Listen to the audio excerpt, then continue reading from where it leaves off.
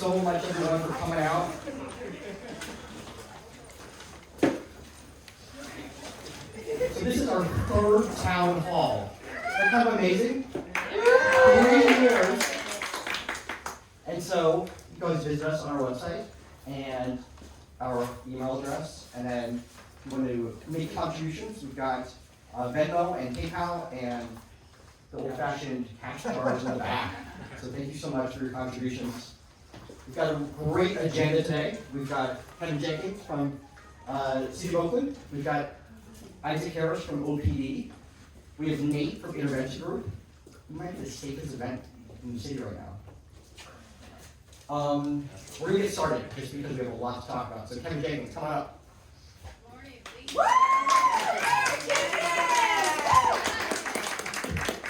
Good morning.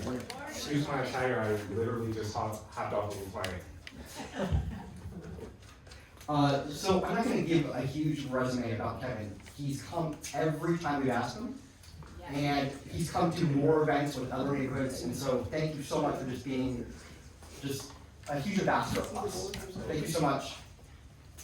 I kind of listed all the questions up here. Can you just talk about some of these things here, right? So we had the Keller fire in October of last year, and there was a lot of lessons learned. Can you talk about kind of what the city has learned from that? Because we haven't had something like that in a very long time. Yeah. Can you guys hear me? Yeah. Okay, so the Keller fire happened near my home. And so it's a 5-alarm fire that broke out that was very scary. We had mutual aid, mutual support, and we're thankful and grateful that we have our firefighters, that our fire stations were open during that time. So this goes back into budget, right? So there were 2 budgets last year, right? There was one that included the Coliseum sale, there was one that didn't include the Coliseum sale. So the fire chief said if we had passed the other budget that did not include the Coliseum sale, we would have lost homes on campus. So a lot of people talked a lot of mess and a lot of crap and everything, but we would have lost people's homes. Thankfully, there was only one home that was damaged. Nobody lost their lives, and what it taught us is we value our firefighters. They're like an expensive insurance policy, right? When you need them, they're there. And so we are, in this budget that I'm putting together, we're prioritizing our public safety. That is police and fire. Now, there will be some brownouts, but we're gonna minimize them. And the lesson learned is we have to be efficient and we have to support our firefighters. Great, thank you. In terms of the logistics of like the evacuation itself, do you know much about that and kind of how they manage that, or is that more of a OPD, Oakland fire question? So it's a fire question, but they have people on staff, they train for this, there's much training that happens in case that something like this happens. Yeah, absolutely. Okay. One of the issues that's kind of come up recently has been the regional park. Behind us we have the regional park, and there's been shootings, and I think it's more not people shooting at each other, but rather shooting into the park, as well as sideshows. Do you know much about that as well as, and are you able to speak to kind of how we can mitigate that? We try to reach out to East Bay Parks and we haven't gotten much response from that. Okay, so this is Nisha. She's in my office. She recently got a promotion. She's the district director, and you guys can email her, and I can guarantee you she will be responsive and making sure that we get a response from East Bay Regional Park District. I understand that people go there to test out their guns and shoot guns, and it's not okay. Right? It's not a place for like violence or any of that. It's a place for us to enjoy hikes, us to enjoy nature. And so Sabrina Landry is like the executive director, or I don't know what her title is, but she's the city administrator. She's the general manager. And she was the city administrator in the City of Oakland. We have a good relationship with the East Bay Regional Park District, so we can figure out how we can work together to get some common sense solutions to stopping people from doing that. Yeah, I think there are a few car fires out there, and it's like you just imagine these car fires painting a brush, and we're all right in that pathway. Yeah. So definitely an issue. Yeah, and they have their own police department there, so we have to ensure, when somebody went to grad school, it's a police officer there, but we have to ensure that they're paying attention to that area. Okay. We also have a bunch of questions. why don't I give you just a few minutes to kind of talk about what's new in District 6 and kind of just hot topics right now. Yeah. So District 6, what is new? So I've been away from District 6 a little while. I've been serving as the mayor. And so there's a separation of duties. You cannot be mayor and a district council member at the same time. So I've been focused on being a mayor. But what we have is we have a new off the grid. You guys are familiar with off the grid? So food trucks that come, what is it, the first Monday of the month? Meals Mart Mondays. Meals Mart Mondays. Yes, the first Monday of every month. Yeah, so, there you go. Talk about it. Okay. Hello everyone. Yes, so we have Meals Mart Mondays. It is held on right near Northeastern University, which is the old Mills College, and they have all type of food trucks that come out there.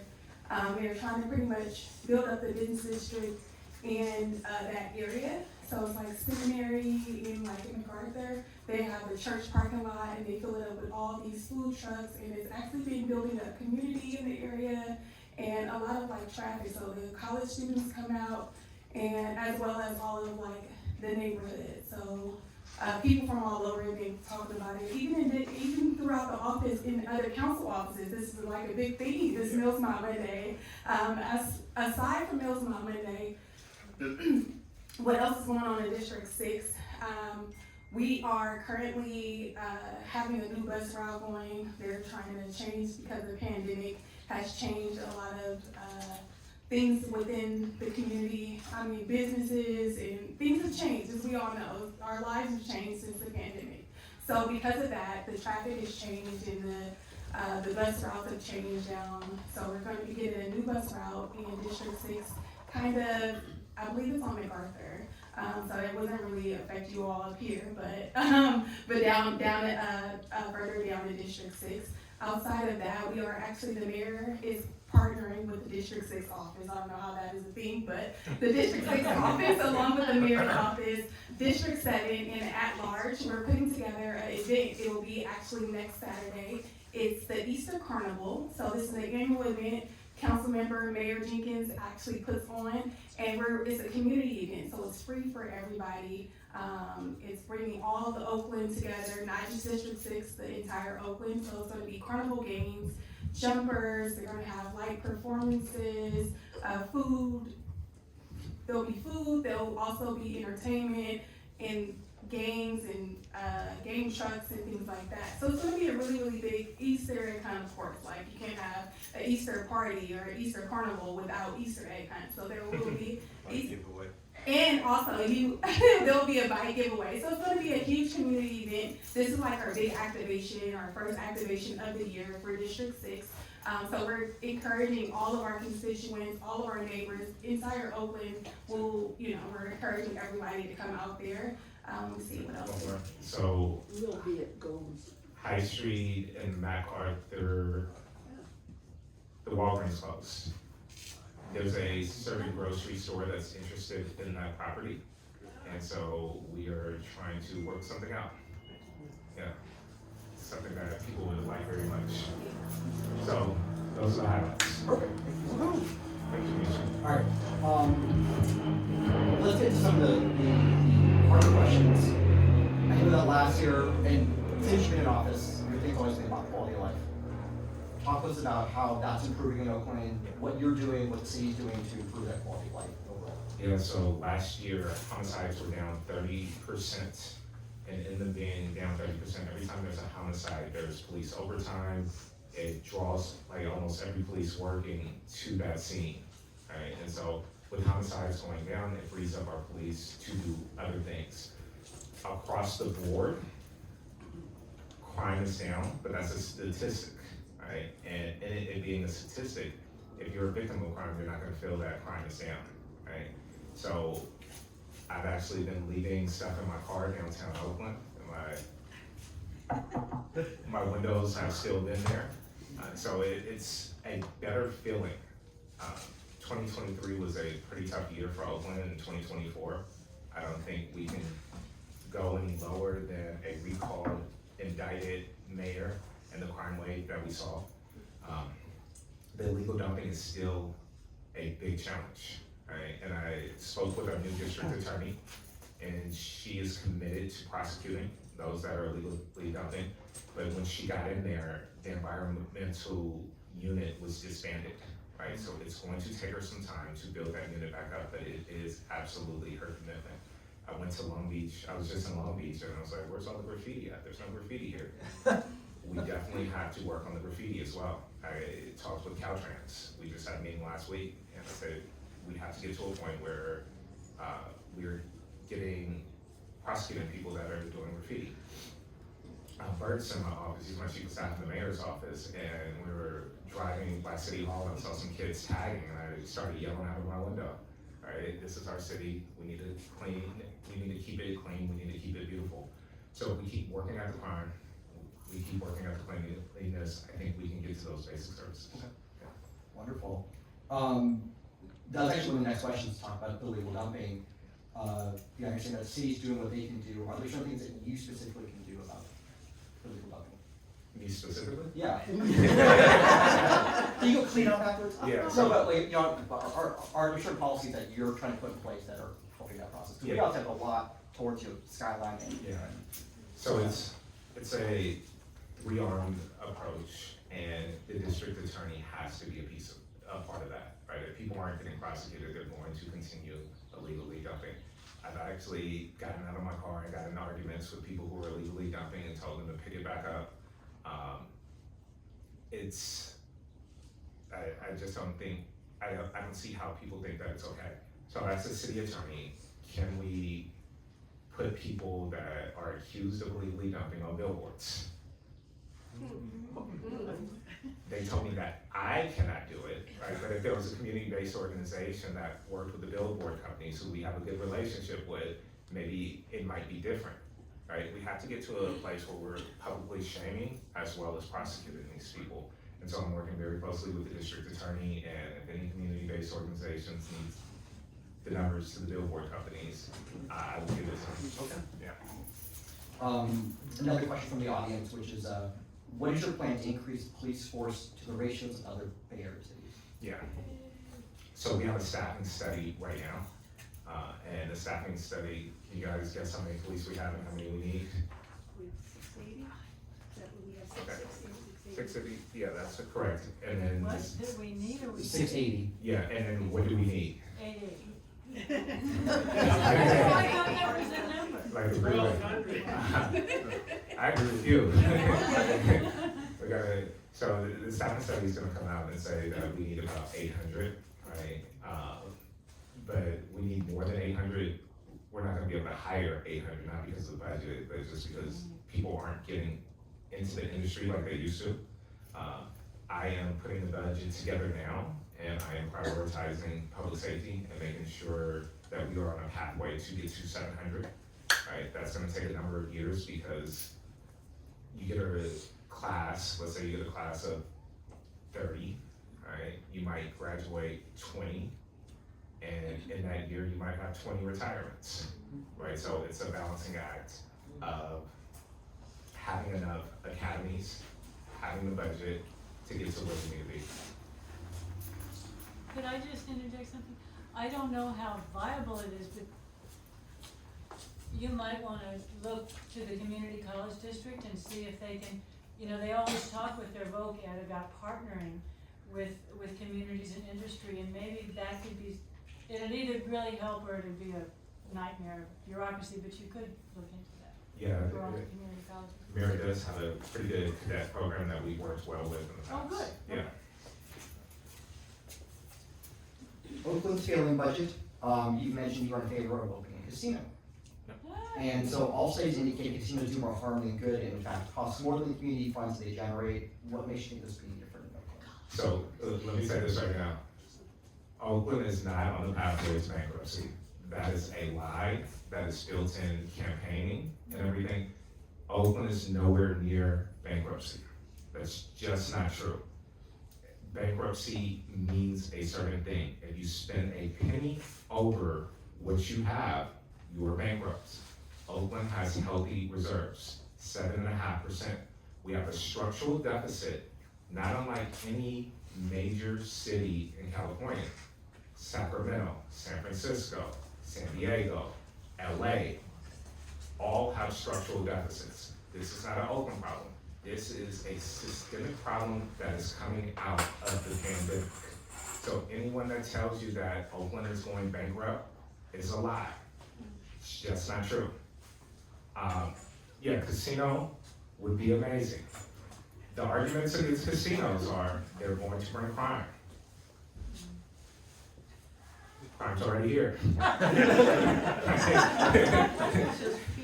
I mean, people are gonna say like, it's going to bring this, it's going to bring that. How feasible it is after I've looked into it, they're not gonna let a casino come here. It's not going to happen, right? But it's something we have to start thinking outside of the box in ways that we can bring in more revenue. That's not a parcel tax. Yes. No, sales tax. Well, support the sales tax, and I'll tell you guys why. It's not just Oakland that's asking for sales tax. It's up and down California, so SoCal, right? They are passing like sales tax. It's because of what's happened after the pandemic. Cities are struggling. States don't fund cities how they should be, right? So I think in SoCal, LA just passed a sales tax. They're up to, don't quote me on the number, and there are a number of other cities in Southern California that are pushing for a sales tax. It's not the best way to go about things, right? We have a few other options, but if we continue, we want our fire stations open. If we want to be on a pathway to funding police, 70% of our general fund budget is fire and police. So when we go to make that choice, saying no means a second budget that I'm putting together that is drastically going to change how many fire stations are open and how long it's going to take us to get to 700 police officers. Can you talk a little bit about sort of the readiness of fire and emergency, but really in perspective of the budget, and kind of what's the city plan around managing the budget, while also managing, you know, these emergency preparedness issues? Yeah, so in the budget, we are focusing on basic city services, right? Oaklanders are very kind people, right? We're very patient people as well. We don't want very much. We want 911. When we call 911, we want someone to answer the phone and we want a cop to come out, right? We want our fire stations open. We want the city clean, and we want those potholes fixed, right? I mean, I think if we just did that, like, we wouldn't have too many complaints out of our city. And so in this budget, I'm prioritizing fire, right? And so no, we're going to minimize the brownouts that are gonna occur. We also, there was a parcel tax that you guys, probably not you guys, but there was a parcel tax that was just passed about fire. And so it's in District 4, 5, and 6. There's going to be like mitigation, there's gonna be like more firefighters funded with this. So that's what we're doing to push for that. What ends up getting cut or balanced because of that? Obviously, you know, that's gonna cost more money. What's gonna get cut? I tell you guys that. You're gonna have everybody mad at me. So if it's not a core function to what a city does, it's gonna be cut. Yeah. Next question, timely question, because he's here from Long Beach. What's the City of Oakland doing to promote Oakland as a viable space to come in and do business? And let me go back. So homelessness is not a core service of what a city is supposed to do. That's what the county is supposed to do.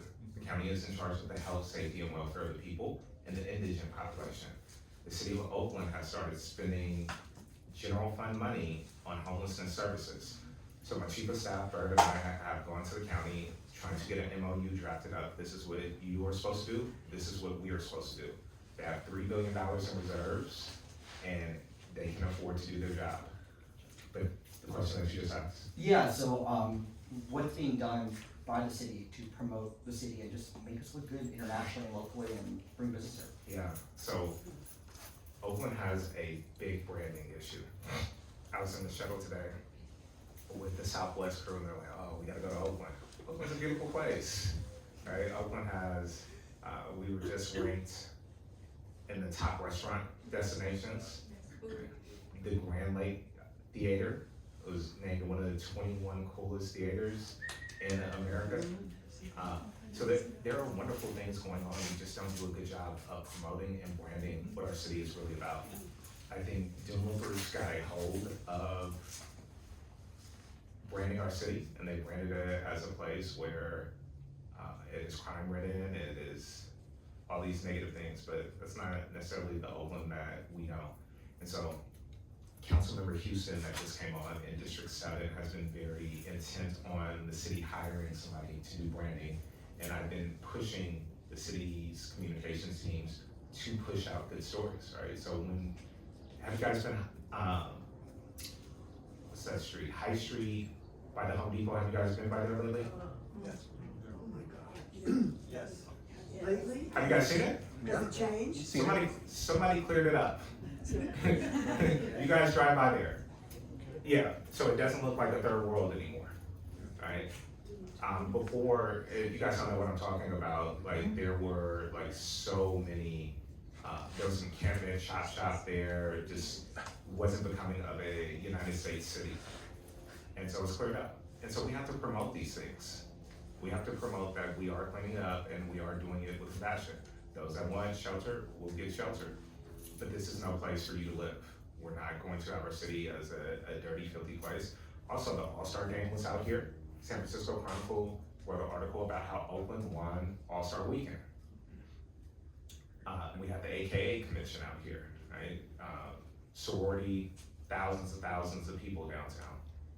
Nothing bad happened. We have Black Joy Parade. So Oakland is turning the page, we just have to promote it.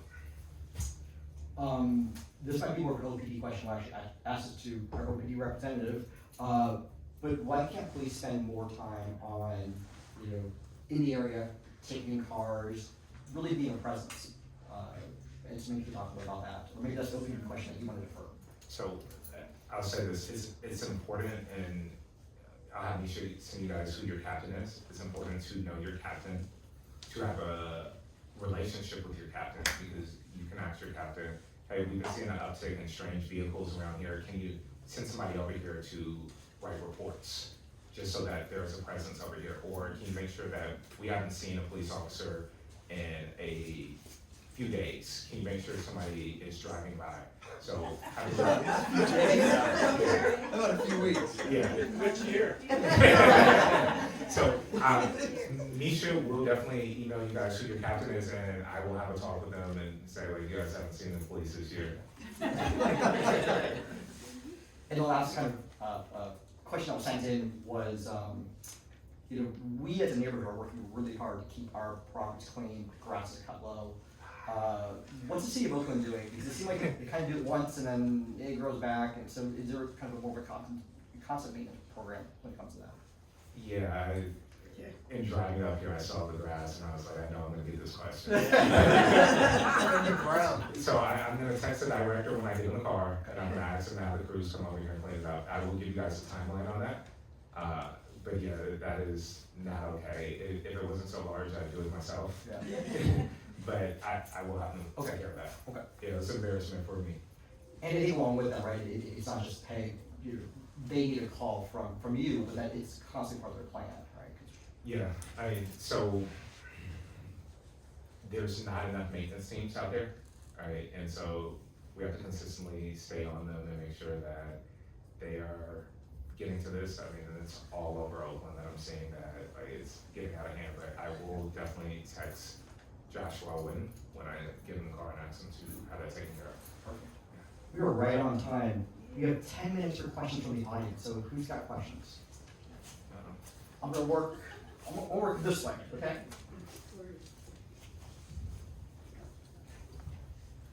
I drive down Keller and I see the old Naval Hospital, and there was supposed to be like thousands of homes built. What's going on with that? Or were you in that meeting with me? Oh, no? Yes. Yes. And that was like 2 months ago. Yeah, I think it was like a financing issue, but they're back on track. They're back on track. I was trying to get you a timeline for when we expect them to be done, because that's supposed to be like the Piedmont of East Oakland.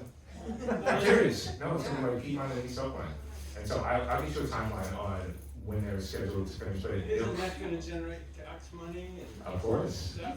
Yeah. But it's not the city, right? It is a private developer that is doing that, and they ran into some financing issues. Did they sign a contract with the city or? Yeah, I'm sure they signed a contract with the city, but when the financing falls apart, that's on the private developer. Okay. You're gonna pass the mic to Laura. Thank you. So this is gonna put you on the spot, but, 5, 6 years ago, 10 years ago, I can't remember. It was a parcel tax, that was supposed to staff our police department at 900. That passed. Yeah. And it never happened. There's a sense, if you've been here a long time, that there's a hole in the bucket and it keeps draining and keep putting more money into it and it disappears. What can you do to plug up that hole? Yeah, so I think that's a really good question. I think that sales tax was Measure Z, Measure Z, I think so. and I think it was about 803 or something like that, right? And so there's a couple of things. We have CalPERS, the retirement system. You guys cannot hear me? Oh. Okay. So CalPERS is the retirement system for the City of Oakland and most cities in California, right? And so we've been in that system for some time. But leaders of past were not doing the right thing and putting in enough money to make sure that system was funded. We are getting, for lack of a better word, eaten alive with that system. So it is starting to eat into our operational budget. And in that, we have to bend the curve and ensure that we are able to get those payments down. So we owe probably billions. We're underfunded by billions of dollars. And that's why we have a structural deficit. That's why it seems like you put in good money and like bad things are happening, or more money you put, the less services you get. Right? That's one of the reasons. But are you obliged to fund the CalPERS instead of the services that we paid specifically for? Are you obliged to fund CalPERS first, or So, why can't you fund the police and the fire and the libraries like our money comes out of our yeah, taxes yeah. every year? So no, it's not that we're taking this money to fund that, No. right? I'm telling you why there's a structural operating deficit. No, but then why isn't that money showing up and seeing police officers here, supporting the libraries open hours? And what else is it we fund? Oh, the vegetation and the potholes and everything. I mean, it's over half of our property tax. So the libraries are open, right? And I suggest we go by the main library. It was just rehabbed and everything, and looks absolutely amazing. So libraries are open. When it comes to the vegetation management, that was just passed, right? So we have to wait a while to see how that's doing. When it comes to police, there are a number of issues when it comes to like getting to that number, right? So you guys just passed Measure NN. The number we have to get to is 700. Not only are people not getting into the field, police are able to retire at 55. So attrition is something that is very serious. People are leaving. Then there's a big competition for police officers. Jurisdictions are paying $20,000, $40,000 bonuses for police officers to come and sign up with their jurisdiction. So when you see an Oakland police officer, thank them, because they actually really want to be in Oakland. It's not an easy place to work, right? They actually want to be here. So if I had a wand and we could just get to 800 or 900, I'd wave that wand. But in reality, there's not enough people getting in the field. We have a lot of attrition, but we are building our way back there. It's just going to take time. Can you pass the mic? You'll pass it down. For Officer Isaac, when is the police oversight? Closer to your mouth. Closer to your mouth. When is the police, is that closer? When is the police oversight going to end? So we're also under a negotiated settlement agreement for things that were done 20 years ago. Are you guys familiar with that? So this was the Oakland Riders case, and in that some civil rights violations. So right now, our police chief has to answer to a judge, a federal monitor, and the plaintiff's attorneys. So right now, they have our police focused on not violating people's civil rights, as opposed to going around policing. So we've been under this for 25 years at this point, 25 years, and it's costing us millions of dollars. Millions of dollars that are going to pay, Robert Warshaw is the guy who's the federal monitor. So for the first time, we are going to ask to get out of that. Oakland has never asked. If there are 63 tasks, we've completed about 56 of them, but it's been 25 years. It's been too long. Our police need to be able to do their job, and I'm going to ask that we get out of that. Hi, Ken. I'm Gloria. I'm his mom. Wait, you're not old enough to be his mom. So I basically have two things. One is, I know Waste Management has a really good contract with the City of Oakland. I remember when they started, they had a $20 million franchise fee. Is there any way when they renewed the contract that the City of Oakland somehow have them participate in helping us with illegal dumping? I know your public works department is overwhelmed. Waste Management charges a lot. I own some properties around Lake Merritt, and you wouldn't believe the fees that they charge. And I think if you bless them with the contract, I believe they have to help us as well. That's number one. Number two, the permit and planning department is like working with the devil. You talk about not having housing. It takes almost 1.5 to 2 years to renovate a unit. And contractors don't wanna come here, because they don't wanna deal with the permit department. They don't wanna deal with your inspectors, because the inspector's not consistent.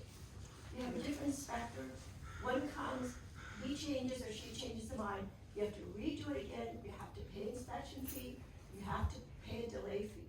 So when you talk about not having enough housing in Oakland, it's important that your colleagues work with the planning department and the inspection department and get their act together. It is unfair for us property owners have to deal with, they can't, the right hand doesn't know what the left hand's doing. And I think it's about time that the city, and it's been going on for years, this is not something that just happened overnight. It's about time that the city does something, and that would help our image too, because if you have contractors who don't wanna come to Oakland and help us build Oakland and make us a better city, it's hard to move forward. So I think you're right on two parts. So we are redoing waste management contracts. And us doing the waste management contract, you're absolutely right. They are supposed to be helping us with doing illegal dumping. We will see what that looks like. But any contracts will include them coming to the party with that. Our public works department is overwhelmed, right? And going back to the county, right? They're spending their time instead of going, they're spending their time going to homeless encampments and cleaning up after homeless encampments, as opposed to fully focused on like just illegal dumping. And so that's one of the things that me and Bert are working on when it comes to the county, right? You guys have to do your job. We cannot subsidize the county. So as part of any contract, that's gonna be a thing. And then also waste management is working on people that do not have garbage service or people that do not have enough garbage service. So you might have an apartment building that might have the smallest garbage service. So there's a pilot program that we worked on to where everybody gets, the minimum bin is not the smallest bin anymore, it's like the medium bin. And also looking at the people who do not have garbage service, right? How do we enforce on that? I think down International Boulevard, 2 out of 5 businesses don't have garbage service, so where are they dumping? And then I've been very intense, working with the city administrator on how do we hold these haulers accountable, right? And the haulers are just getting people to pay them and then they're just dumping it at homeless encampments or different places. You're absolutely right about the permitting department. It's taking way too long, it's frustrating. I went to Sacramento and I'm gonna be supporting a bill from Assemblymember Buffy Wicks, right? She's tired of it as well, right? And how do we get them to speed up? It is taking way too long. So I wanted to be a city planner. I wanted to be a city planner with the City of Oakland. I tell the story all the time. I went to the City of Oakland after I graduated college, and I wanted to be an intern. And they told me I didn't have enough experience to be an intern. And that's why I'm the mayor today.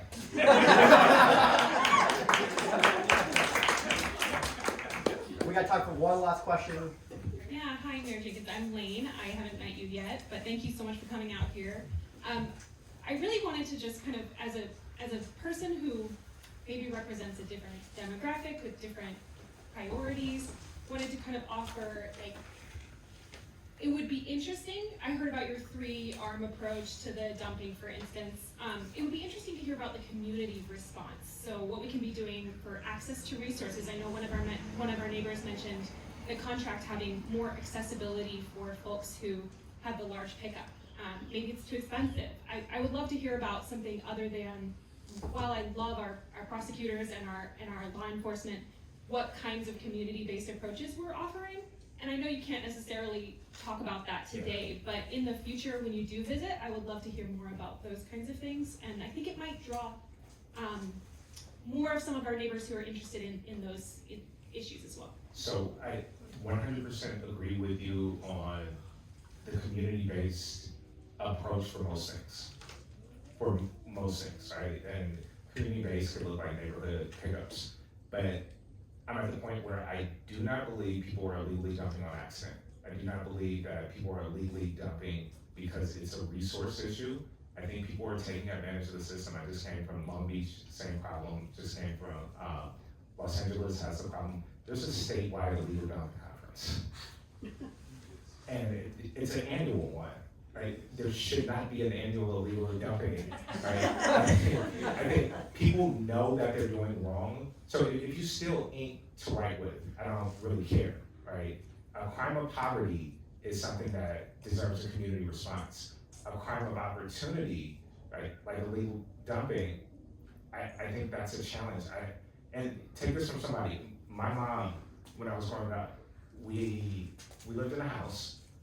She couldn't afford to pay for garbage service. So I remember we had a hatchback and we would load up like the hatchback with our garbage and we would take it to soccer practice. And she would put it in like the parks at soccer practice. Or at nighttime, like when it was garbage day, she would sneak it and like put it into her neighbors, right? She never just threw it on the street, right? So I think there are people that like might be impoverished that maybe the garbage service is too much.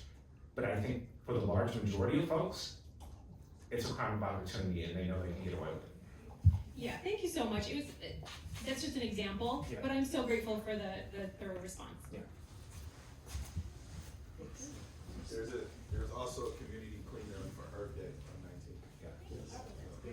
So, I mean, do I get final words? Please. Yeah. So remember, April 15th, we have an election. I don't care who you vote for as long as you support the sales tax. Thank you. Thank you so much.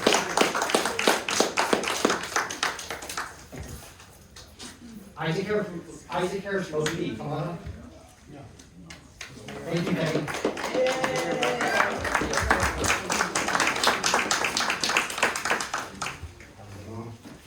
Officer Harris with the Oakland Police Department. First name is Isaac. I'll tell you a little bit about myself before we get started.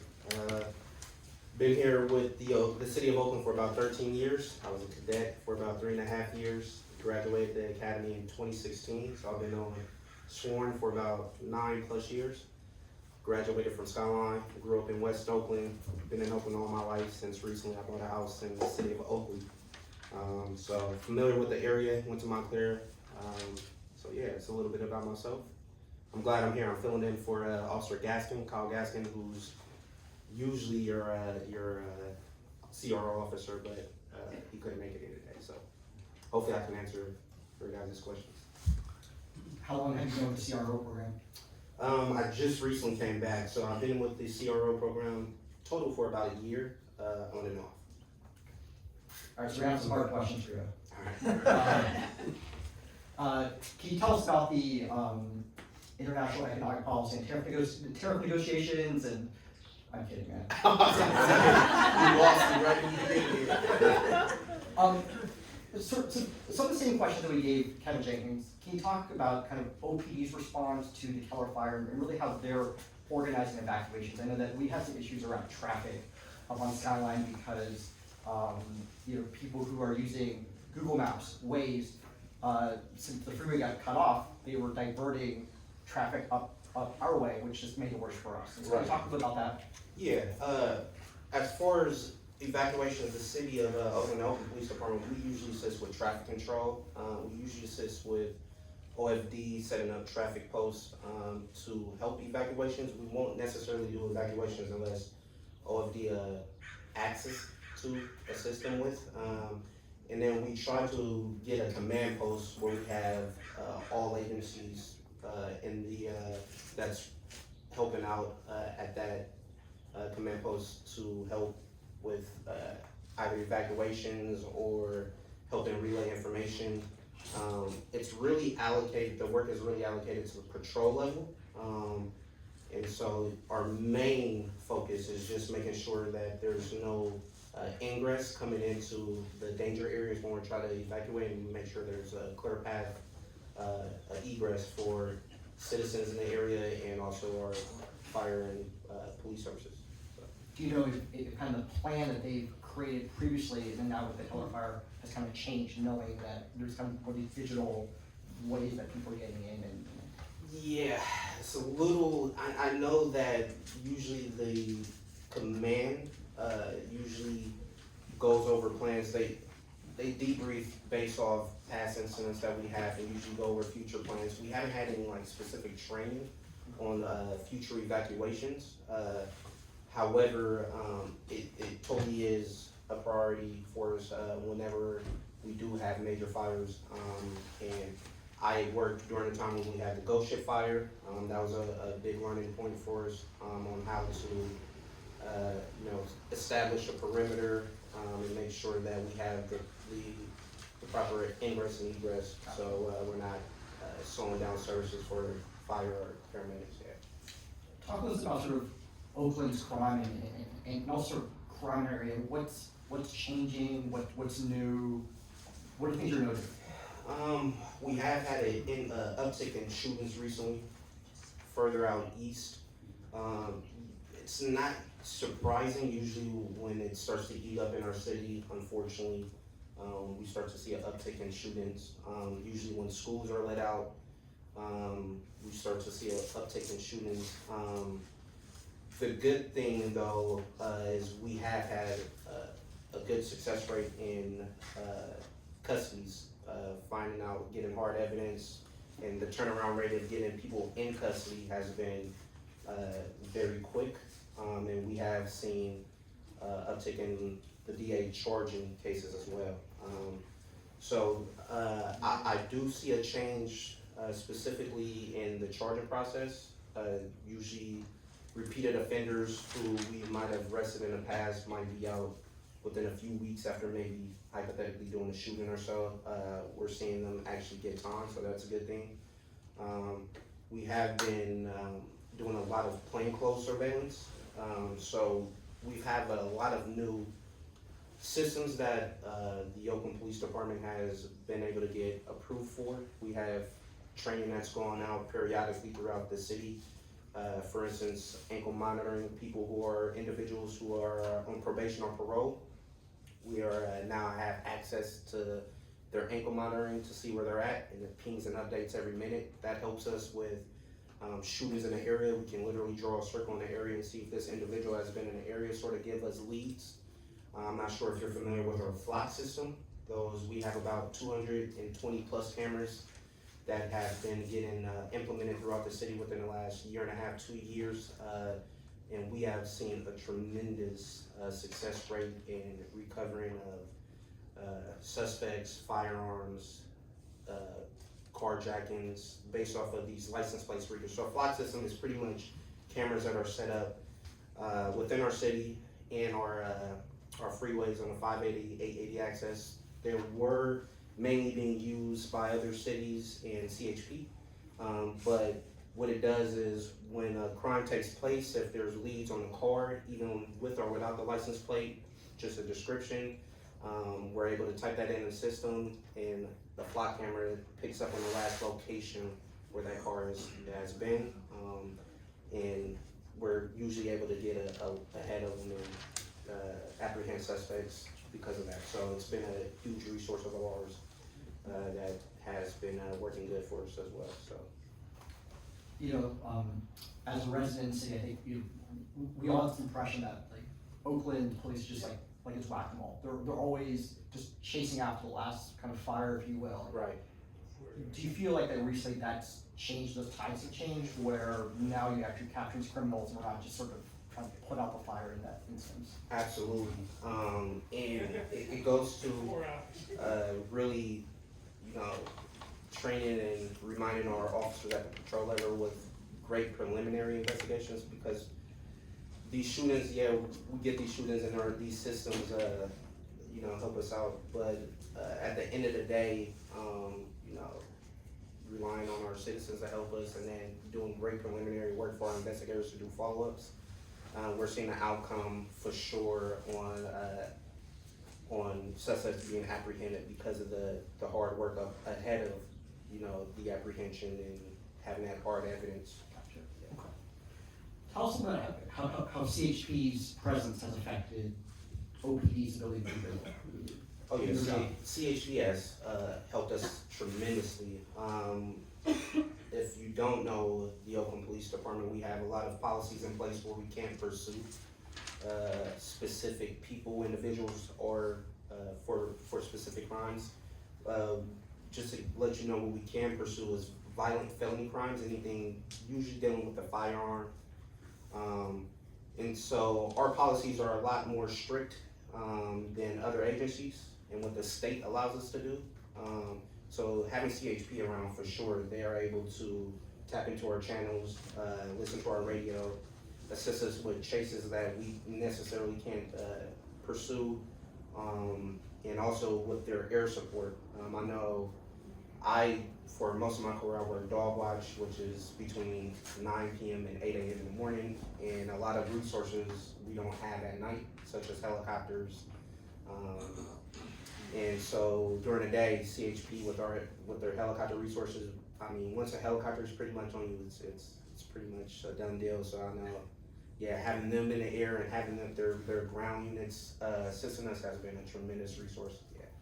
In regards to the no chase policy, is that an OPD policy that only OPD can change? Is it a city council issue? Is it we as voters need to change that? Like, how do we have more say in that? It's for sure, I think, a little bit of the City of Oakland, because of our federal oversight, the City of Oakland Police Department. I'm not sure if voters necessarily have a say in that change.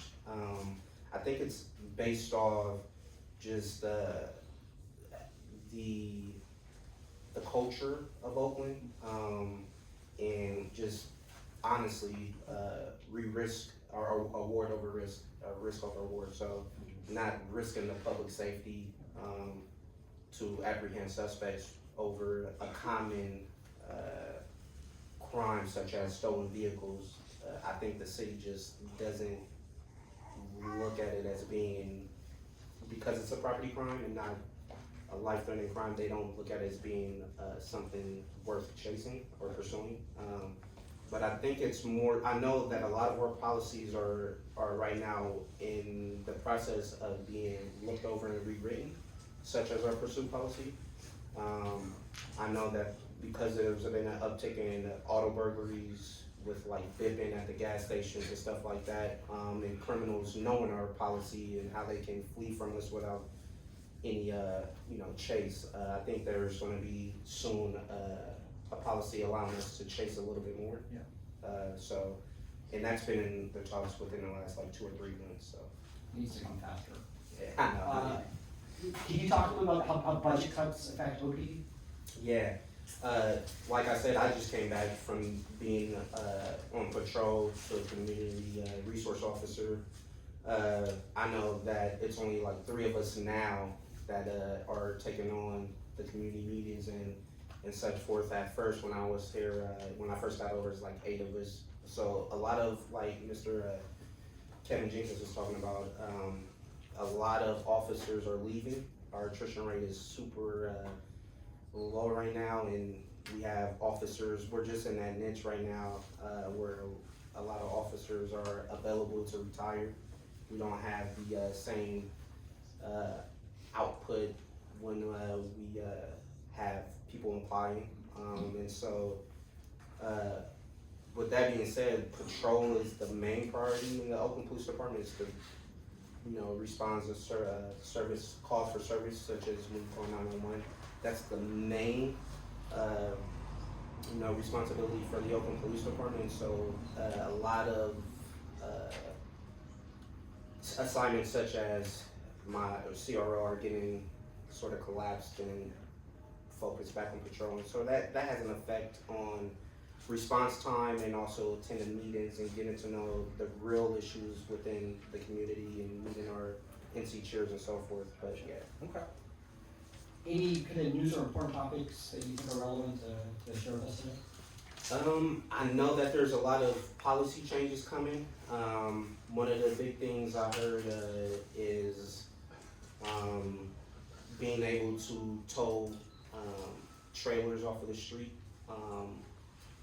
And while they're doing this encampment sweep, we're being we're doing tow sweeps, so getting a lot of trailers that are illegally dumped or abandoned or people living out of. I know that there's a policy being written within the city that trailers are gonna have to, or RVs are gonna have to get registered, like a 3 criteria registration process where it has to get registered within the city, can't be like parked within a certain amount of feet from a church, school, or home. And also, like I said, our pursuit policy is going to be changed, so you should see an uptick in pursuit, which I think is a good thing, because then it relays the message of criminals doing crimes that they were doing previously to our policy change. But yeah, that's pretty much it. So a few questions from the audience.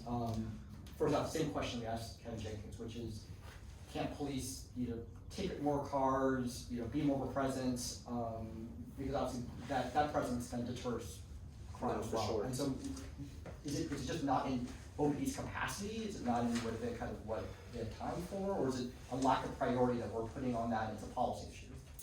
I think it's a little bit of both. I think officers could show more presence if they chose to, honestly. All it takes is writing a report, showing a little bit of presence. However, if you have one shoot and that takes 8 to 9 officers, a whole district, and now your district is depleted, and it's sort of hard to, do your drive-bys or check by security checks and do what you would probably normally do in a patrol shift because of 1 or 2 critical incidents. I know when I was on patrol, I tried to make it my goal to at least go through my hotspots in my beat, or go through where I would consider areas of opportunity for criminals, the quieter in the hills, a little bit away from the flats. But honestly, sometimes it just, with our resources, it can be difficult just to make it up here. As soon as you make it up here, you'll get a call to either cover an officer, or a critical incident comes down, you have to shoot right back down the hill.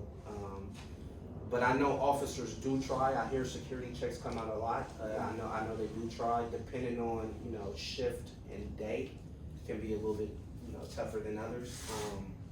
But we do get at our lineups before we hit the streets, our captains and sergeants always are telling us, can you go by this, swing by this address, show a little bit of presence. What I would encourage doing is reaching out, like Mr. Jenkins said, reaching out to the area commander. You'll be surprised what an email does in the Oakland Police Department. It does wonders, trust me. You'll probably get a quicker response from an email than 911. So I would definitely email your command staff, and that I guarantee you'll get more presence. And I would, you have different shifts, so you'll have a different officer work from Monday, hypothetically through Thursday, and then you'll have the relieving officer work the Thursday through the weekend. So just get to know your officers and your beat. We all have work cell phones. It's a shout for us to have it on our person when we're at work. So I would totally ask for the beat officer's phone number and blow him or her up. No, seriously. I mean, that's what we're paid to do, and that's what I would do if I lived in the city. And I think you'll get a response. Question from the audience.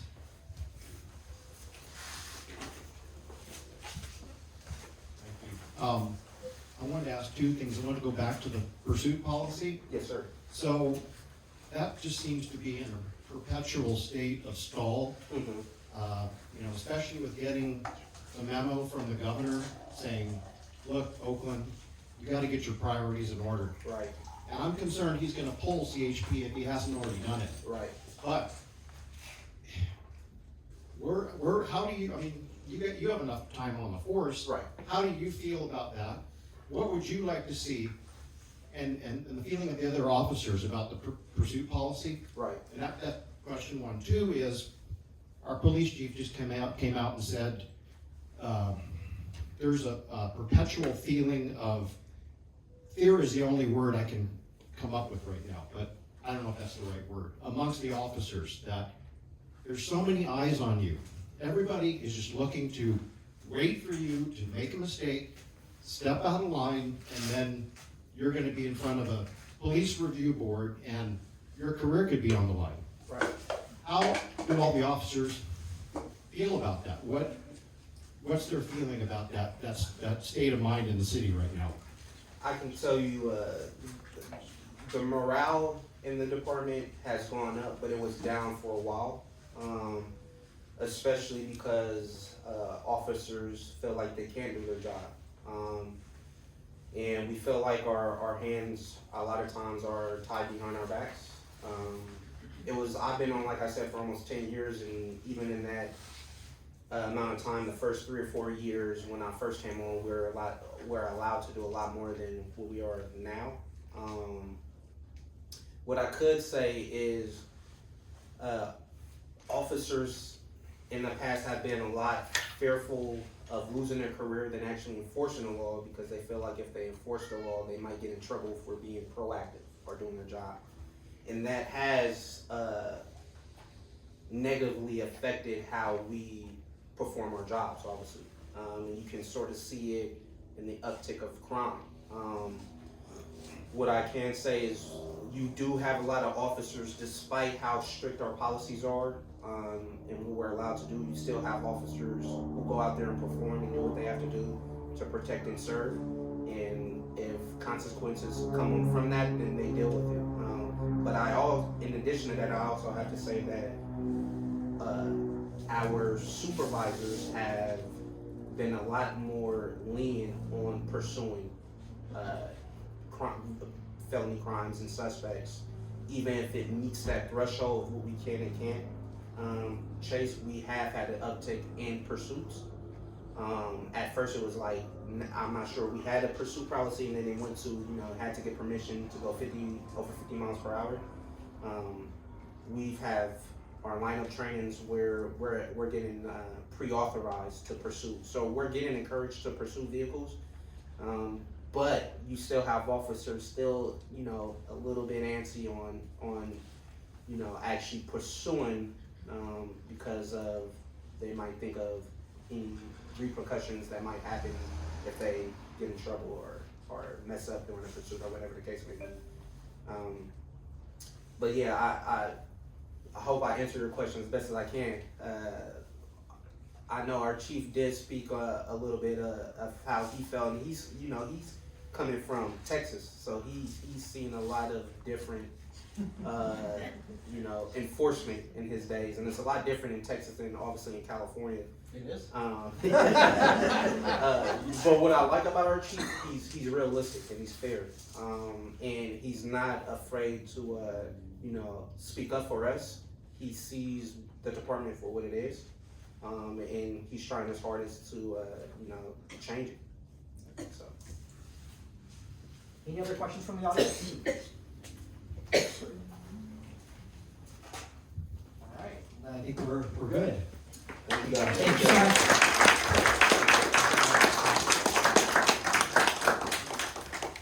Stephanie? We're having a little fun for a moment. Fun. Yay, okay, quick break. So I wanted to acknowledge you, our community, our residents. My husband Martin and I moved in the summer of 2013, right? So we're going on year 12 here. We knew we liked the house, we knew we liked the trails. Had no idea how special this neighborhood was because of everyone who is sitting here in this room. We are so lucky to have one another. We are so lucky that you're all here today, you all show up, you participate, and you I think are welcoming and friendly to one another. I wanted to see just the mix of people that we have here. So who's lived here for less than a year? Okay, welcome. Identify yourself as our newest member. Please, everyone after, as we're milling around or just saying hello, the leads will identify our newest family. I think it's been 2-3 months. Maybe one. 1 month. Okay. Welcome your wife. Welcome your beautiful 2 little boys. Correct? Yes. I hope that you've enjoyed your stay with us so far. Yeah. Who else has been here maybe like 2 to 5 years? Okay, look around. Kurt, Penny, Lane, everyone, welcome. Okay. 5 to 10 years? Bhakti? Great. 10 to 15? That's us. Martin, I see you. Rebecca. Nate, yes. Tim, okay. Where are we now? 15 to 20. Milan, Mary, okay. 2005, right? That's 20 years. Yeah, okay. I'm not doing the math here. Okay. More than 20 to 25. Okay. Do we have families who've been here over 25? Oh my God, look how many hands. Look how many hands. Okay, so I would like to see who our oldest residents, not oldest in age, who's lived here the longest. Okay, so 30 years. Raise your hands, 30 years? 35 years? 40 years? 40 years? I see 2 hands for 40 years. 97. No wait. Since 1970. 70. Wow. Can you Can you repeat 1970 going on? Oh, here we go. 74. 74. What do you do with it? 1975. They said 5. Okay. 50 years. What's your? 68. 68. So this is great. Thank you to our new families who are just unpacking their boxes. Thank you to all of you who raised your hands. You've been here for decades. You have made this community what it is. You have brought us the traditions we're trying to continue today. And just we want you to participate. We want your voices, whether you've been here 4 months or 40 years. Please contribute. Please continue to participate, and thank you for everyone for being so special. We're so blessed to live in this wonderful place. Do we know if there's anyone who's like the original owner? I think there's only one original owner, right? Not here today, but like still in the neighborhoods, right? Do I mean? Yeah, our neighbors, the Youngs, original owners. Really? Wow. Yeah, they're both in their 90s. That Love makes it. sense. Okay. Yeah. All right. Well, it's a great place. Thank you all for being Thank you. here. Great community. Thank you, Stephanie. Nate, come on up.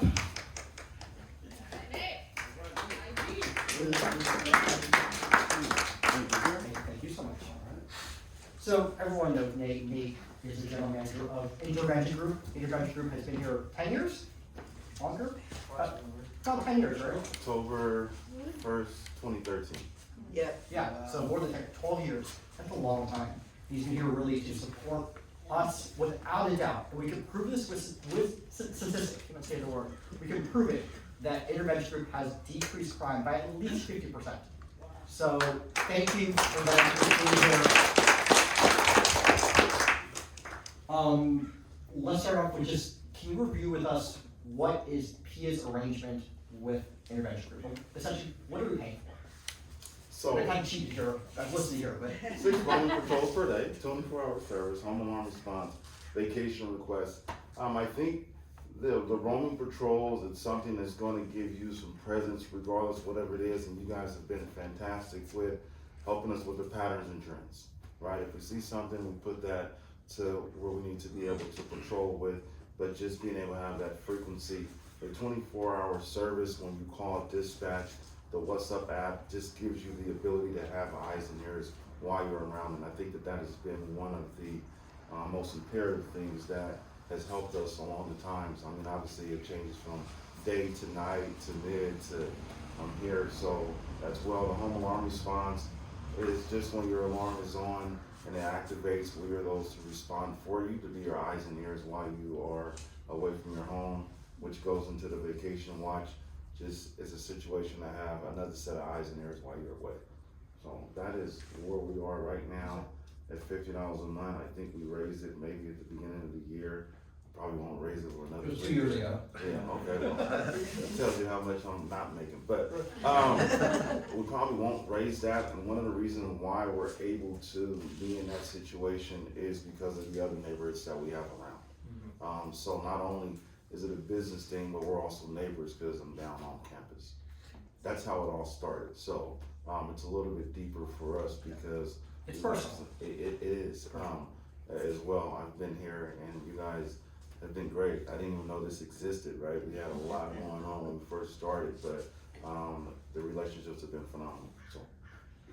And just to put it in context, right? So every subscriber, so every one of your memberships adds another hour to our patrol here. So if you're not signed up, we've got applications in the back, or email us.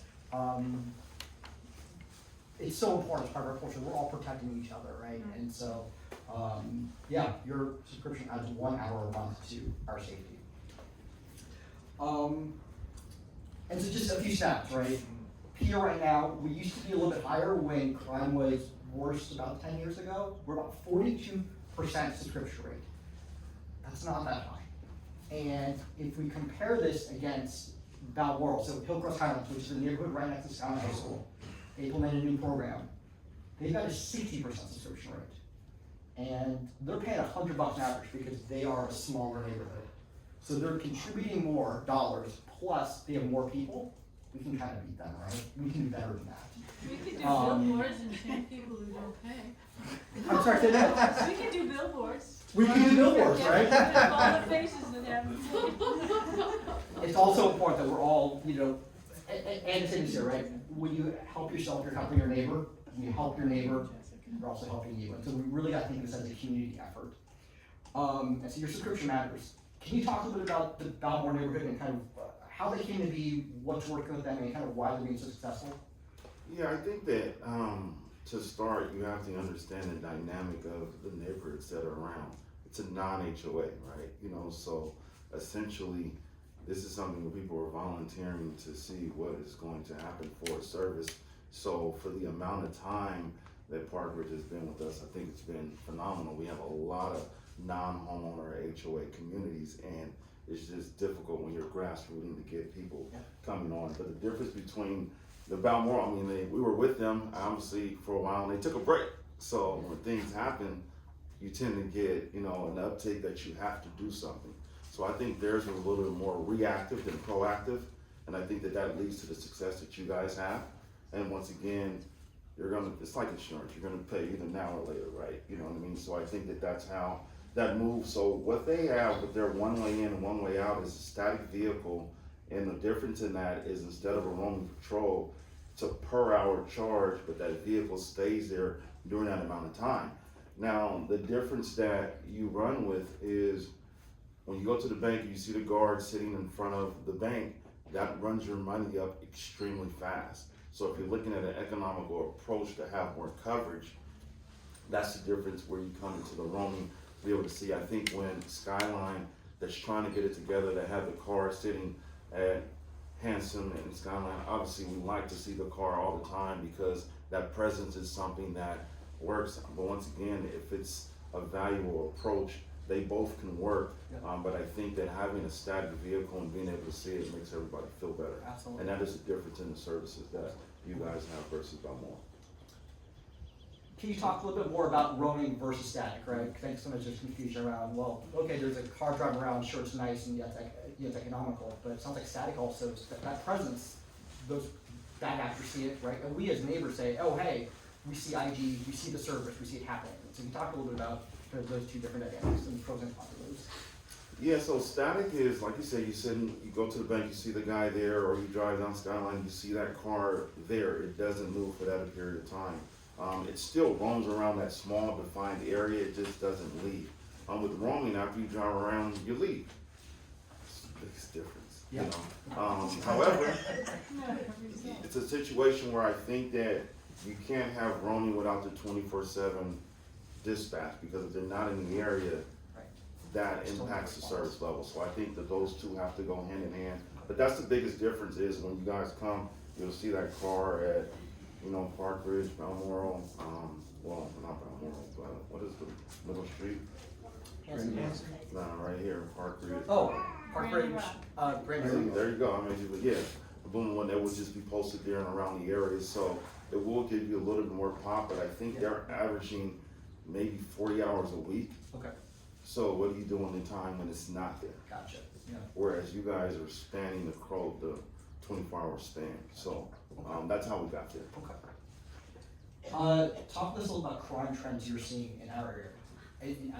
Obviously, it's probably a little more different than what we're seeing citywide. Right? Yeah. 90 to 120 days ago, they were really concerned, especially with the fires down in LA. People were trying to commit arson going down Redwood Road. And so obviously the Skyline Ranch and them, they were extremely worried because people were just setting cars on fire, just driving around. That's kind of went away a little bit.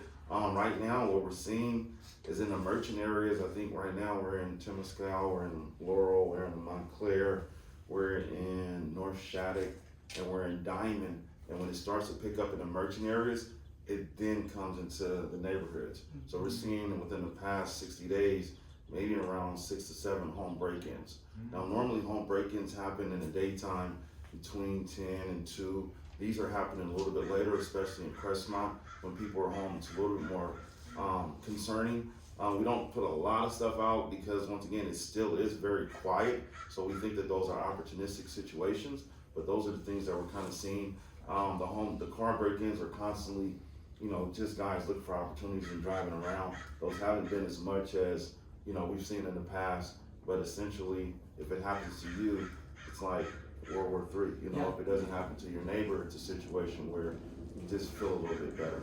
So I feel crime is down a little bit, but I think that there's pockets of things that are happening in this. I'm just talking about this area 4 right here. How are other neighborhoods approaching security? Most try to do a proactive approach, but it really comes down to budget, right? Everybody's talking about the city, everybody's talking about OPD, everybody's talking about paying taxes, everybody's talking about, you know, costs going up. So they really try to make it economical, and then it comes from a reactive approach that I'm seeing. Okay. I don't have a lot of neighborhoods that have static. I see a lot of them that have roaming patrol. Everybody wants static. But to be able to get there, I think that the approach has been one that has helped. And I would probably say 70% of our neighborhoods have roaming. What other steps, you know, in addition to your services, are you seeing other neighborhoods implement? I think the communication, and you guys are on that, right? I think that one, it's with the what's up. I think two, it's knowing your neighbors. I think it's communicating. I think it's letting them know. A lot of people use our vacation watch, but they're probably seeing 3 or 4 neighbors. So you guys are very tight knit. I mean, when you see something, I think you're trying to alert and just be aware and observant. I remember maybe what was that 6-7 months ago, the carjackings and people were being followed on Skyline, and that thing you know, I think that just caused everybody to be a little bit more aware. And if I had to give any advice, it's definitely that. Just be aware of your surroundings, especially when you're at the Chevron down and you're just looking at gas and different things. That would be my number one tip that has pretty much helped, you know, parkers that I've seen in other neighborhoods. Just awareness overall, yeah, okay. How are we comparing against other neighborhoods you're working with? I know it's a broad In what question. way? Yeah, it is. Just in terms of like what they're doing, you know, can we be doing more? Is it really a subscriber issue? Is it, you know, hey, we need to have more signs, or certain things that we should be doing that they perhaps we're not doing? I think that you guys are definitely right on. I think that, I don't know the last time you guys did a survey just to see what's important to, just getting information from the subscribers, right? Like, everybody's trying to drive the needle up, but you just gotta kind of find out what's important, because a lot of people are, you know, reactive driven, Yeah, you know, absolutely. but I think that you guys try to be proactive the best you can, and it's proven to be, you know, successful in my standpoint. Yeah, okay. I get less calls. Yeah. That's a good problem to have, right? Yeah, well, they're coming, but They're you know, coming. this is when it's gonna come. 80 questions from the audience.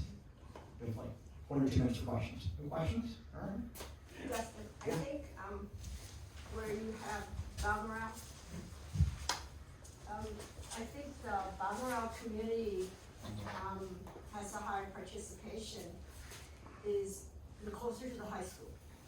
So that probably impacts some of your decisions to contribute. And secondly, if Stephanie just took a poll of, you know, homeowners here, a lot of us have been here for years and years.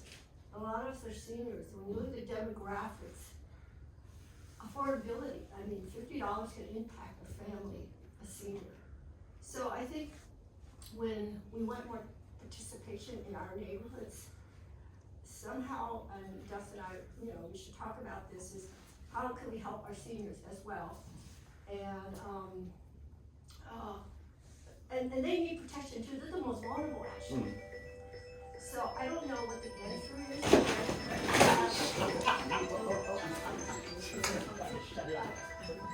We do have a population that really has a lot of seniors in this community. And again, I don't know what the answer is, but I think that's part of the reason why we don't have this high participation, you know, in our neighborhood. And my last thing is, what is your communication with OPD in terms of your stats? Do you share it with them? Are they aware of, how great your organization is in helping them and kind of a partnership with them? Big brother, little brother. Yeah, anytime we need to escalate anything to OPD, we do. They're great partners for us. I can tell you their response time has went up. I've been in this a long time, you know. However, it still is, it could be up, it could be down, but they are, you know, from our standpoint, always receptive, always understanding. We have commercial as well as residential. So we do pass that on. As far as the reporting, I think the officer mentioned it as well, and Mayor Jenkins, that I just think that it's down overall, right, with staffing and this and that. I think there's a couple more things going on, but I'm happy with the support that we do get from them, and that's why I'm happy to see the CRO, because those guys are spread thin. I remember they used to bring the captains out, right, to the neighborhoods and, you know, be able to do that, but I'm happy that that dedicated person is here, and getting to know the beat officer. We use that beat number a lot throughout the city, and it doesn't matter who's on that phone, that's a good connection for us to get somebody. I think that we may have the number. I think that 911 goes to Sacramento, but there is a local dispatch number for OPD that we could put out there as well. These are just things that we can just try to be able to do, but I gotta also just remind people to try to report everything. And sometimes when we're talking to people, did you report it? And if not, we will report it for you as well. Reporting is I'm good. happy you're here too. We're really happy. Thank you. Thank you. Great. Thanks, Nate. Hi, everybody. Frank Dobie. I'm chairing the Firewise Committee for our neighborhood. So we're going to give a bigger presentation talking about Firewise at the May 3rd event. So I won't spend a lot of time, but I did want to remind everybody, you should, if you're on the Google group, you you should have received an email on Wednesday that went out. It has a link to a video to give you some background training about Firewise, as well as a link to a self-assessment survey. So we really want to get as high participation as possible. So if you haven't found the email, go back and look on Wednesday. Mine showed up like 4 p.m. I don't know, we launched it out earlier, but sometime. We've got some handouts that are from the Oakland Fire City Council, which is good background information, etc., and that you're welcome to pick up as well. So do your survey, and we'll see you on May 3rd.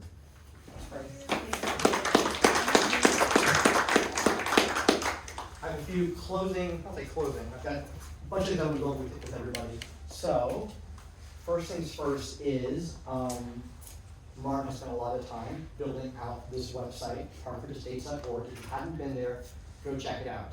Our newest addition is we added a history page. We have a lot to add to it, so it's just our first iteration of it. But it talks about kind of how our neighborhood's developed. We're also putting together a photo album of all these events, and we have these historical photos from like the 1970s. So the block party we first had, so the block party we have today first started as the bicentennial summer event on July 4th, 1976, right? Yeah. And so we have all these old pictures, and I scanned all of them, and so we're going to put them on the website.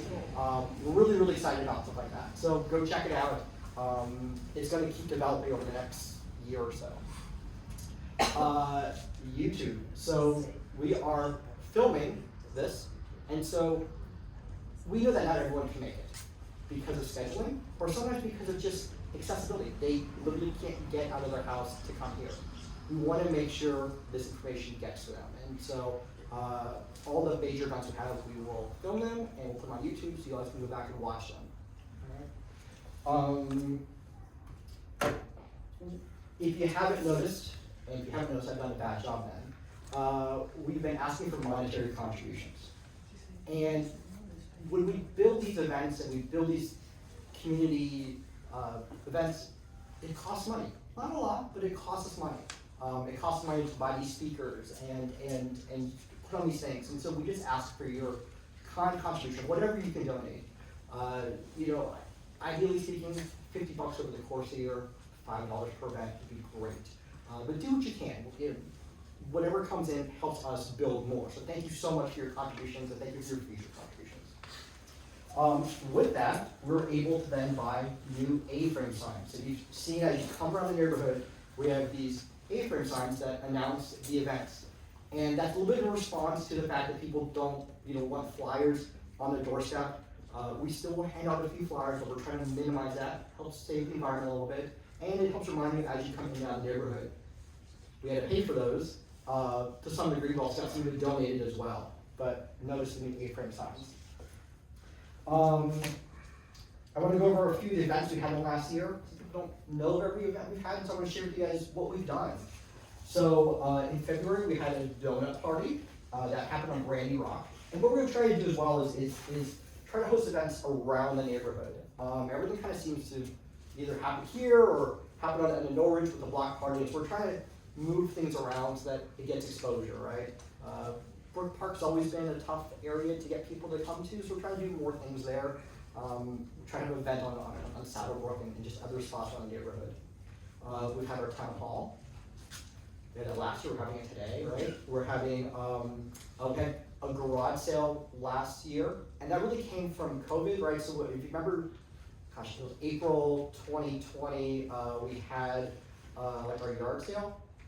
Gosh, what do we call it? It was an exchange. Yeah, an exchange, yeah. Gosh, what do we call it? We called it, I don't remember what we called it. And so we're continuing that tradition. And so we're gonna have another garage sale coming up. I'll share with you the dates in a moment. We had our first summer solstice concert. We came out to that. That was pretty rad, right? Yeah. We're doing it again this year. So we're gonna make that an annual thing. Every year we always have our block party. Did you know that we've only missed 2 block parties since 1976? I mean, that's pretty rad, right? That we've had a lot of, I can't do the math, a lot of block parties.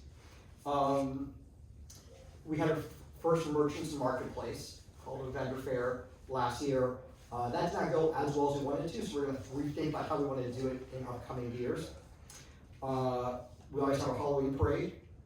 We had our talk and book signing with Mitch Sorcher, who wrote PEIA Town. That was February. That was really awesome. If you haven't seen that, it's on our YouTube channel. It talks about Oakland and how it's developed. So much history around and culture around our neighborhood and our area and our community, and just so great he came out. We've had 3 workshops as part of our PEIA Emergency Preparedness series, and their goal is to really do 3 a year. So if you feel like it's hard to get information on how to better prepare for fire safety or earthquake or first aid or all these things that could come up, we're trying to find ways to give you the information easy to digest manner. We always have our consistent bi-monthly meetings. So every 2 months we have meetings on Zoom.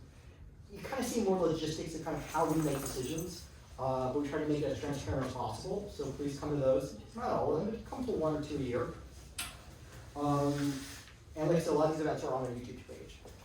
Upcoming events. So we have the garage sale coming up April 26th.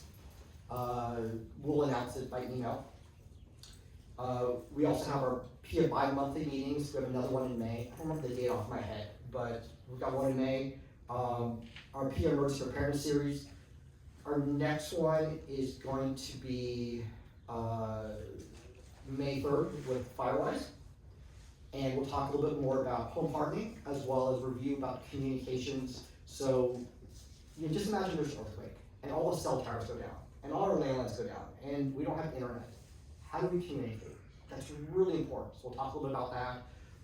We'll have a kind of walkie-talkies and how to communicate with your neighbor, how to communicate and get information. It may seem a little bit overwhelming. We'll make it super easy. We have our PEIA Summer Solstice concert, and that is Saturday, June 14th. Time to be announced, but it's going to be right down the street, and Jim and his band are going to play again. So it'll be a really, really fun evening. A few more things. So SELA, what's SELA? Southeast Hills Leadership Alliance. So we've been working with all the neighborhoods in our area. We all deal with the same stuff. We deal with the same crime, the same fire risk, the same earthquake risk. So we've been really trying to network with the different neighborhoods. They can leverage our resources, we leverage their resources, try to host meetings together, and really make sure that we collectively are working together. The next topic that's kind of really on the agenda with us is we all subscribe to IG. So we kind of put all our dollars together and get a little bit more service, have a little more staff control, have a little more presence. 2 years ago, Skyline, so HEA, the Hillcrest Estates Improvement Association, they had a static control with IG, and they paid for that out of their pocket. And so we contribute to that so that we all can benefit from it, because if they're protected, we're protected, right? So that's really part of working together. A few more things. I want to remind everyone of who is on the current PEIA board. So we have a few directors. Not everyone's here. So Chris Brown, he does always our emergency preparedness. He's on it. Martin, I have you stand up and you have a laptop on your lap. Kenneth, he's not here. Vinay's not here. Susan, who helps us keep track of all our stats, is unfortunately not here. Steve Tessler is not here. Everyone's not here today. Especially we picked a bad weekend. And then we have a few officers. Gloria, who is our treasurer, she could not make it. Gloria, you are here. You're hidden behind. Right, exactly. Gloria's here.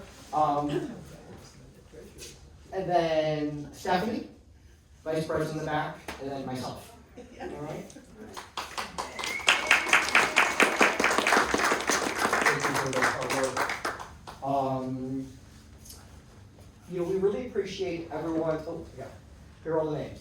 We really appreciate everyone's monetary contributions. It goes so far, but ultimately we really need time contributions. And so there's a few specific tasks that we really need help with. Jody Rulin's been our block party coordinator for God knows how many years, at least 10, 15 years or so. And so she's stepping down. We need somebody to step into her spot. And so we're looking for a block party coordinator to really just kind of organize, help lead. It sounds like a lot. We have a great team who is going to help with that process, so it's really about directing that team. We need a coordinator to help direct that team.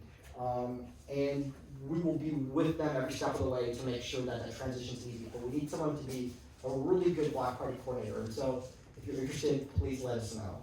Okay? With that, we also need a really good intervention group coordinator. I've kind of been doing a lot of it, and the more events we have, I just start running out of time. So we need someone to help coordinate with IG and just make sure that our memberships are good, that we've got good communication with Nate, that we get stats from him, and then we are able to disseminate the stats to everybody through our monthly neighborhood crime newsletter. It's kind of a two-person job, so I will be helping with that, or if we get 2 people to do it, that'd be great, but we need someone else to help work with that. Hopefully an easier thing is we're looking for some block captains. And so this neighborhood is small in so many ways, but it's also really big in so many ways. And so we need people to volunteer and to say, hey, I'm gonna be responsible for roughly 20 or 30 houses. Get to know who those neighbors are, distribute some flyers, really find out what their needs are. If they, they're disabled and there's an emergency, making sure that we know who needs help, right? And kind of just be our local representative for PEIA. So if you are interested in being a block captain, please let us know about that. Okay? What else we got here?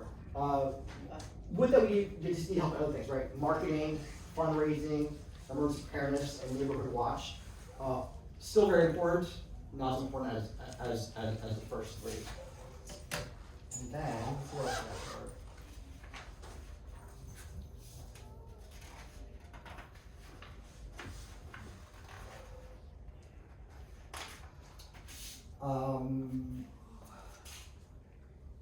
What are the priorities? So in 2024, these are the priorities: keep crime low, have regular events, evolve and develop our emergency preparedness, get more residents to participate, document our neighborhood history, and formalize our governance. I think we did a pretty good job of that. So, and so in 2025, what I'm looking to do really is we want to increase those ID subscriptions. Like I was saying earlier, we're only about 42%. We could do better. I think we can get close to 50. My goal is to get to 60. So they say in an election, right, that an election, if you get 60% of the vote, that's a landslide. It still seems like not very many. But if we get to 60%, I'd be so happy. But right now we're at 42, we get to 50, I think that's the next benchmark. I really want to start to shift our emergency preparedness mindset from an I to a we. And that just comes from more resources, right? I mean, right now our emergency preparedness mindset is, we got to worry about ourselves. We can't worry about trying to take care of everybody. But in time, right, the more we can do, we take care of ourselves, we're going to spread that energy out to others. And so, I really want to shift that. Coordinate more with other neighborhoods in the city, and I think we're starting to do that, and we want to continue doing that. That is not an easy task. It takes a lot of time, energy, but we want to get there. Continue to fundraise. Every event roughly comes in about $150, and it seems like so much, but also so little. And so I think the more that we can fundraise and bring dollars in, just helps us do more things with the neighborhood. And I think the biggest thing, right, is really get more volunteer participation. So we really need your help. And so anything you're willing to do, even if it's just, hey, hand out a flyer, or, hey, I'm willing to get every event, hand out some name tags, that is such a huge weight it takes off of us. So thank you so much for your constant participation and your willingness to do stuff. Upcoming events, as I kind of mentioned, the garage sale. We have the emergency preparedness event on Saturday, May 3rd, the summer solstice concert on June 14th, and then Saturday, June 28th. So we always talk about evacuation, but we kind of talk about it in conflict. We actually never really know whether or not we can do it, and so we're going to take a little field trip. We're going to walk down to the Merritt College gate. So in the event that we actually can't take our cars, we had to hike out of here, what does that feel like? And are we prepared? And so it's a little bit of a stress test to see what do we need to do. We're going to bring some backpacks and put some weights in them and just kind of see how it goes. We will have a car that go along with us, so if someone who can't carry the backpack or gets tired, you get a ride. But I think it's important that we stress test that because how do we know? And we should find out in the middle of an emergency. That's the worst time to find out that we're unprepared, right? So, what else? Please contribute, like I said. Thank you so much. So we got Venmo, Zelle, PayPal. That's kind of it. The other thing I want to say before I let you guys go is thank you so much for being here. This only works because you're here. Otherwise, I'm just doing a bunch of work. We're just doing a bunch of work for nothing. So this only works because you're here. So thank you so much for being here and taking your Saturday with us.